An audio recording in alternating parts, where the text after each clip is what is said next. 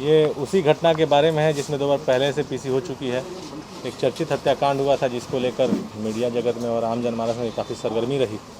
Day one से इस case को हम लोगों ने चैलेंज के हिसाब से लिया था। आज इस केस पे हम लोग पूरी तरह से पूर्णविराम लगा रहे हैं। अंतिम अभियुक्त जो था उसको भी हम लोगों ने गिरफ्तार कर लिया है।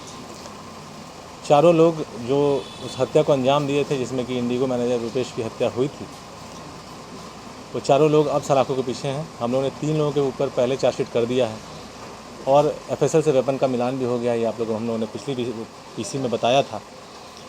जो अंतिम अभियुक्त था आर्यन उर्फ अभ्यानंद, उसकी कुर्की भी हम लोगों ने पिछले दिनों कर दी थी, पिछले महीने 13 जून को, और ये फिर भी फरार चल रहा था। अब जेल जाएगा और इस केस को हम लोग चार्जशीट कर देंगे और स्पीड ट्रायल में ये केस जाएगा। इसमें बहुत क्वालिटी एविडेंसेस हम लोगों ने डायरी में लाए हैं। 12 जनवरी को घटना घटी थी और संयोग से आज 12 जुलाई है। 7 महीनों का वक्त लगा, लेकिन इस अनुसंधान से मैं पूरी तरह से संतुष्ट हूँ और अपनी टीम को मैं आप लोगों के माध्यम से बहुत बहुत बधाई देता हूँ कि इसमें बहुत मशक्क़त लगी, बहुत कठिन परिश्रम लगा। एक टोटल ब्लाइंड केस था और with evidence, without any suspicion अब हम लोग इस केस का पटाक्षेप कर रहे हैं और ये केस अब चार्जशीट होकर कोर्ट में जाएगा। कहाँ से पकड़ा गया? ये बाईपास से पकड़ा गया, बाईपास रोड से पकड़ा गया है। सूचना मिली थी, अपने घर तो नहीं, अपनी बहन से मिलने आ रहा था, तो हम लोगों ने कल शाम में इसको उठाया। इतने दिनों तक कहाँ था?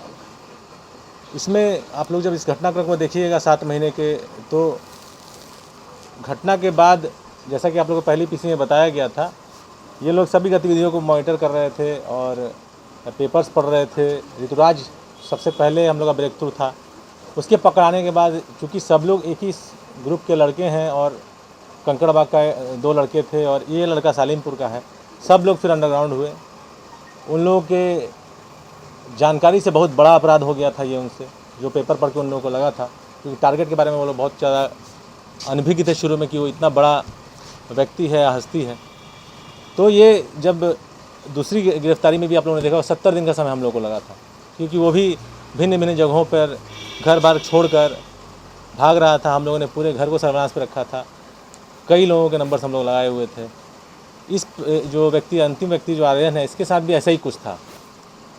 छोटू जिसने सरेंडर किया, छोटू के सरेंडर के बाद हम लोग एक्सपेक्ट कर रहे थे कि ये भी शायद सरेंडर कर जाएगा, लेकिन जब हम लोगों ने इसका सर्विलांस शुरू किया, जैसे घर के आसपास फील्डिंग शुरू की, वारंट भी हम लोगों ने निकाला ताकि अब ये मैसेज क्लियर हो जाए कि ये पुलिस कार्रवाई करेगी ही करेगी, लेकिन अंततः हम लोगों को कुर्की करना पड़ा। बेसिकली ये लड़का कभी छत्तीसगढ़, कभी बंगाल, कभी हरिद्वार, लेटेस्ट ये हरिद्वार से लौटा है, उत्तराखंड से, और कुर्की करने के बाद इसमें थोड़ी सी इसको आस लगी कि अब पुलिस शायद इस केस को जब परस्यू नहीं करेगी और कुर्की करने के बाद केस को चार्जशीट कर दिया जाएगा। लेकिन हम लोग निरंतर लगे रहे, समय इसलिए लगा, लेकिन हम लोग का ध्येय था कि गिरफ्तार ही करना है।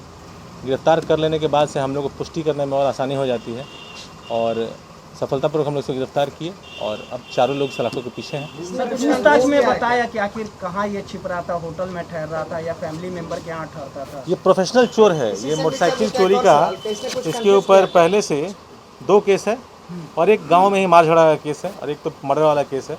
ये बहुत चोरी करता है। अब जैसे आपको मैंने पहले ही बताया था, ऋतुराज का ये साथी है। ऋतुराज का जो चमनचक में जो डेरा था वहाँ इसके साथ ही रहता था। तो ये बेसिकली लॉजेज में, धर्मशाला में ऐसे ही रह रहा था। इसका कोई ऐसा कोई ठिकाना नहीं था, किसी के साथ नहीं था। रोल की जहाँ तक बात है, ऋतुराज शूटर था, सौरभ शूटर था, छोटू सौरभ का मोटरसाइकिल चला रहा था और ये लड़का ऋतुराज का मोटरसाइकिल चला रहा था। अपाची मोटरसाइकिल जो चलाने वाला व्यक्ति है वो आर्यन है, पल्सर मोटरसाइकिल छोटू द्वारा चलाया जा रहा है। तो ओवरऑल अगर आप देखिएगा तो दोनों मोटरसाइकिल बरामद है, उसके नंबर प्लेट्स बरामद हैं, उपयुक्त हथियार बरामद है जिसका एफएसएल से मिलान हो चुका है। चारों शूटर्स गिरफ्तार हो चुके हैं। डायरी हम लोगों ने तैयार कर दी है, सीसीटीवी फुटेजेस को हम लोगों ने एविडेंस में लाया है। अब केस चार्जशीट हो जाएगा। 3 लोगों में पहले से चार्जशीट हुआ था और हम इसको ट्रायल में अब हम लोग ले जाएंगे। कन्फेशनल जो आप पूछ रहे हैं, कन्फेशनल उसी समरूप है। मोटिव वही है, मोटिव में कोई संशय नहीं है, लेकिन इस केस ने इतना एयर लिया था, इतना चैलेंज था इस केस में, बहुत तरह के उतार चढ़ाव इस केस में हम लोगों को देखने के लिए मिले। अब हम लोग इस केस का पटाक्षेप कर रहे हैं पूरी तरह से। ऑफकोर्स स्पीड ट्रायल में जाएगा। ऋतुराज के साथ इसकी दोस्ती कितनी पुरानी? इसकी दोस्ती 6-7 महीने पुरानी मानी जाएगी, जैसा ये बताया। नहीं, घटना से नहीं, हाँ घटना से, हाँ पिछले अगस्त सितंबर से ये साथ हैं ये लोग। इसको इस तरह से हम लोग मान रहे हैं, जो डेरा था चमनचक वाला, वो डेरा संभवतः अक्टूबर में लिया गया डेरा है, जो मुझे धुंधला याद आ रहा है, और ये उस डेरा में शुरू से रह रहा है। जनरली एक चेन है, हर क्राइम एक्टिविटी का एक चेन होता है। ये चोरी करके फिर बेगूसराय, नालंदा, जहानाबाद नहीं, अगेन वही मैं बता रहा हूँ, जो चीज़ बाकी सौरभ ने बताई थी, इन लोगों को ये सारी चीज़ें ऋतुराज के मन में थी। बातें ये थी कि दे छटका देना है, मारपीट कर देना है, लेकिन ये जान रहे थे ये लोग कि हथियार तो है इसके पास, हथियार लेके ये लोग जा रहे हैं। और घटना के बाद, जैसा आप लोगों को मैंने पहले ही बताया है 2 पीसीज में, जब इन लोगों ने भागवत नगर में पेपर पढ़ा सौरभ के घर पे, तब इन लोग को जो 3-4 पेज का कवरेज था और जिस तरह से बड़ी बड़ी हस्तियों की प्रतिक्रिया थी उस पेपर के कवरेज में, 13 जनवरी के पेपर में, इन लोग के होश फाख्ता हुए। और फिर इन लोगों को लगा कि, लेकिन ये अपनी, जब हम लोग के पास छोटू आया और सौरभ आया तो उन लोगों ने बताया कि 13 तारीख को इन लोगों ने आपस में जो मंत्रणा की कि इसमें बचे या तो कोई नहीं, इतना बड़ा ये घटना हो गया है कि पुलिस छोड़ेगी तो नहीं। उसीलिए ये लोग औने पौने जिधर भी इनको मौका मिले लोग भागते रहे। सौरभ को पकड़ने में काफ़ी प्रयास लगा। एज एक्सपेक्टेड छोटू सरेंडर कर गया था। उसका आपराधिक इतिहास आप लोग को जैसे हम लोगों ने बताया है, शायद एक छेड़खानी या रेप के केस में वो जेल पहले गया हुआ है, उसका कोई कुख्यात आपराधिक इतिहास नहीं था। हम लोग एक्सपेक्ट कर रहे थे कि वो सरेंडर कर जाएगा, सरेंडर कर ही गया था। सौरभ की गिरफ्तारी के लगभग हफ्ते भर में वो सरेंडर कर गया था। अब वो surrender, if I am not wrong, वो सरेंडर मई का है, 13 मई, 2 मई का है शायद, तो मई का है। और मई, जून, जुलाई 70 दिन लगे सौरभ को पकड़ने में। इसको समझिए कि लगभग उतने ही दिन, 70-80 दिन लगे हैं। संयोग पूरा का पूरा 7 महीना है, 12 जनवरी 12 जुलाई केस खत्म हो रहा है। अब केस चार्जशीट में जा रहा है। ये बहुत इंपॉर्टेंट केस था, इसलिए आप लोग को बताना मैं लाजमी समझा कि इस केस का अंतिम अभियुक्त गिरफ्तार हो तो भी आप मीडिया के माध्यम से आम जनमानस तक ये पहुँचे, क्योंकि इसको पटना ही नहीं पूरे बिहार के एक व्यक्ति ने, बिहार के बाहर के व्यक्ति ने भी फॉलो किया है। मैं अभी भी कभी कभी फेसबुक पे या यूट्यूब पे अपना पीसी की देखता हूँ लिंक, तो देखता हूँ कितने हिट्स हैं उसके, तो बहुत लोगों ने उसको देखा है। तो ये कौतूहल का केस था, लोगों को एक एक्सपेक्टेशन थी पुलिस से, और हम लोगों ने इसको सक्सेसफुली कंप्लीट किया है। तो उसको सिटी एसपी ने विजिट किया है साइट पे, और इम्पोर्टेंट लीड्स कुछ हैं। जो पीओ है, जो घटनास्थल है, वो देख के ही बहुत कुछ कह रहा है, और विदिन कुछ टाइम ये केस डिटेक्ट हो जाना चाहिए।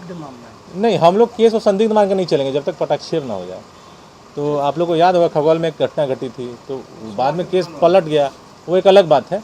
लेकिन हम लोगों ने शुरू से अनुसंधान किया, इस केस का भी अनुसंधान हम लोग करेंगे। एज पर विक्टिम ये 10 लाख से 11 लाख की बात आ रही है लूट की, और DVR लेके जाया जा चुका अपराधियों द्वारा, ऐसी भी बात आई है। टीम ने विजिट किया है, कुछ लीड्स मिले हैं, हम लोग काम कर रहे हैं, जल्दी इसका उद्भेदन हम लोग कर लेंगे। 7 घंटे बाद पता चला, पुलिस को नहीं बताया। होता है फर्स्ट रिएक्शन किसी भी विक्टिम का, जैसे रुपेश का हत्याकांड हुआ था, तो रुपेश जिस फ्लैट में रहते हैं उस अपार्टमेंट के ओनर का मुझे मैसेज आया, समवन हैज शॉट रुपेश। मुझे थाने का मैसेज नहीं आया था, सबसे पहले मुझे खबर पता चला। तो खबर कैसे पुलिस के पास है, दैट इज़ नॉट मटेरियल। घटनास्थल बहुत कुछ कहता है, तो उसको देख के हम लोग अनुसंधान कर रहे हैं। सर, युद्ध को लेके जनरल अलर्ट हमेशा रहता है, IB के अलर्ट्स आते रहते हैं, स्पेशल ब्रांच के अलर्ट्स आते रहते हैं, और महीने में 4 बार आते हैं, और भी कुछ कंक्रीट भी आते हैं, कुछ जनरल आते हैं।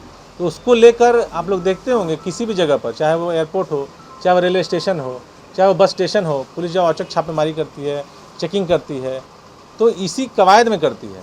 तो अलर्टनेस तो है ही, वो एक अपना अलग डेवलपमेंट हो सकता है, लेकिन उसके वेक में कोई नई दिशा निर्देश हमने दी है ऐसा नहीं है। लेकिन हम लोग तो उन घटनाओं के प्रति अलर्ट रहते ही हैं। सब चीज़ तो वहाँ CCTV में है, हर फ्रिस्किंग का जगह है वहाँ CCTV है, उसका हम लोग जांच कराए। वैसा कुछ बात अभी तक प्रकाश में नहीं आई है। संभव है कि उसके पहले उसके साथ कहीं कुछ बस से आई है, हम लोग फिर देख रहे हैं, लेकिन अभी तक ऐसी कोई बात नहीं आई।